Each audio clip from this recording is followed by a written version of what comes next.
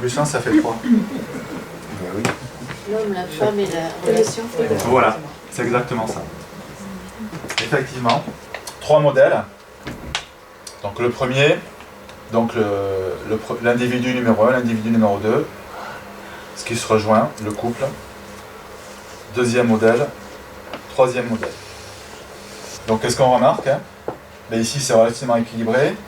Ici on a les deux membres du couple sont extrêmement indépendants, ils ont chacun leur vie de leur côté, et ils se retrouvent que très peu. Et le troisième modèle, alors là c'est le couple fusionnel, et même ça peut faire un cercle parfait. Donc lequel est le meilleur, lequel est le moins bon? Aucun des trois. Exactement. Aucun des trois. Chacun peut être bon comme peut être mauvais, ça dépend des individus qui le composent, et ça dépend est-ce que ça leur convient ou pas en fait. Sachant que dans le temps, ils peuvent évoluer, sauf celui-ci qui sera beaucoup plus difficile à faire évoluer, le couple fusionnel.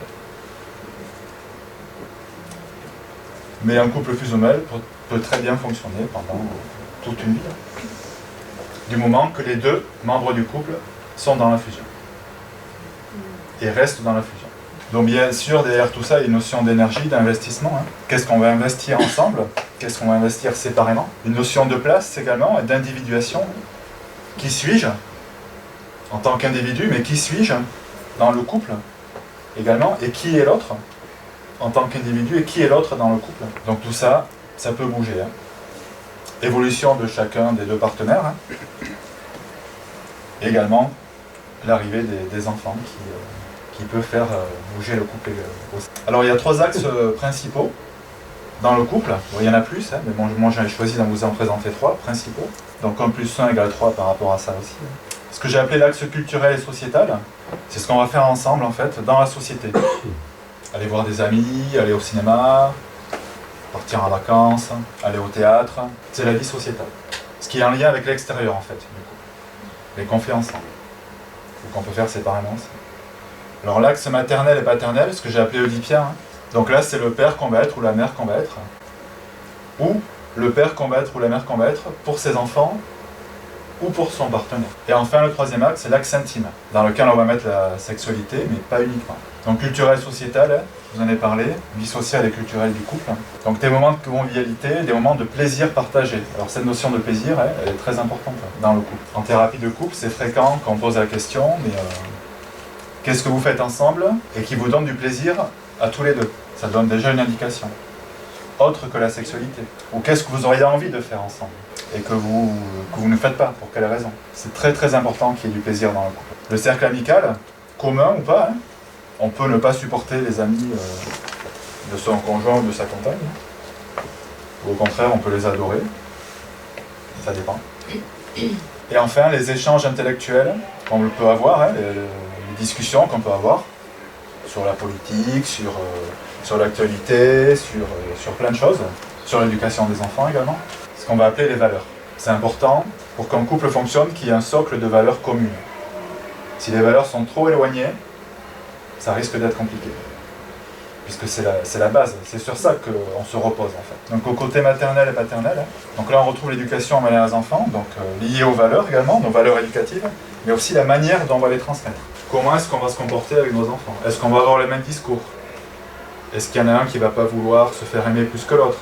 Est-ce qu'on va se soutenir quand il y aura des difficultés avec les enfants, notamment à l'adolescence, qui est une période difficile?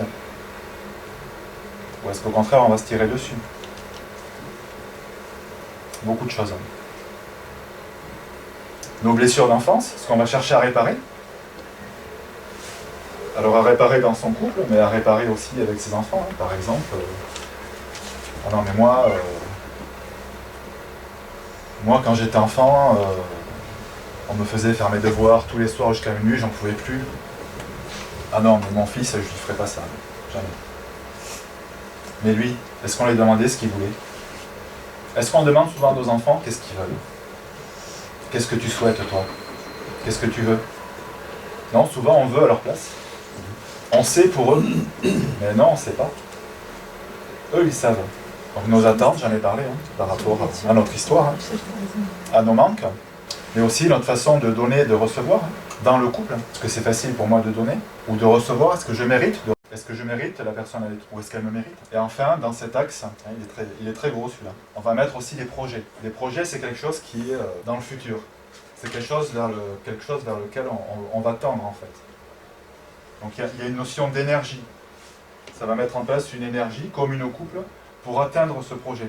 Alors ça peut être les prochaines vacances à l'autre bout du monde, hein, ou ça peut être l'achat d'une maison, ou ça peut être un déménagement, ça peut être plein de choses. Mais en tout cas, ça donne un but au couple, un but commun. L'intimité, dont je vous en ai parlé, la sexualité, hein, ou plutôt devrais-je dire les sexualités, mais aussi, hein, Coluche disait la tendresse bordel, la tendresse, bien sûr, les contacts, les attentions, les marques d'affection, l'écoute, la présence, la disponibilité pour l'autre, ou pour son couple, la confiance. Est-ce que j'ai confiance en l'autre? Est-ce que je sais que je peux compter sur lui? Est-ce qu'il peut compter sur moi? L'intimité, voilà, ça regroupe tout ça. Donc j'avais une question, la dernière fois que j'ai fait cette conférence, c'était est-ce que c'est obligatoire qu'il y ait de la sexualité dans un couple? Non, c'est pas obligatoire. Ça peut fonctionner sans sexualité, à condition qu'il y ait le reste. Mais sans intimité, un couple, ça peut pas fonctionner.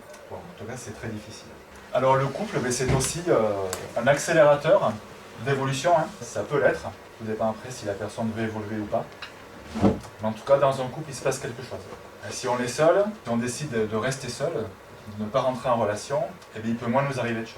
Et si on rentre en relation, qu'est-ce qui se passe? C'est très connu hein, en psychologie, l'autre c'est un miroir. L'autre nous renvoie notre propre image. Donc ça va nous faire travailler dessus en fait. Parce que l'autre va nous reprocher, oui mais t'es comme ça, t'es comme ci. Alors soit on dit que l'autre c'est un con, soit on réfléchit et on se dit mais si il me dit ça, c'est peut-être qu'il y a quelque chose finalement, oui, que chez moi qui va pas, ou que je pourrais changer, ou que je pourrais améliorer.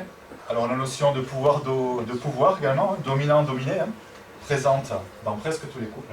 Alors on dit, il y a une expression qui dit porter la culotte, hein, qui porte la culotte à la maison? Alors il y a souvent un rapport de pouvoir dans ça, même si on s'en aperçoit pas forcément. Alors il y a des questions qui permettent de le savoir. Hein. Et une notion bien sûr, hein, on ne pourra pas y échapper à celle-là, de masculin-féminin, donc d'actif-passif qui est plus dans l'action, qui est plus dans l'attente, que l'autre fasse les choses. Donc ça m'amène à vous parler du masculin-féminin. C'est bon jusqu'à maintenant? Vous le dites si... Alors comme je disais,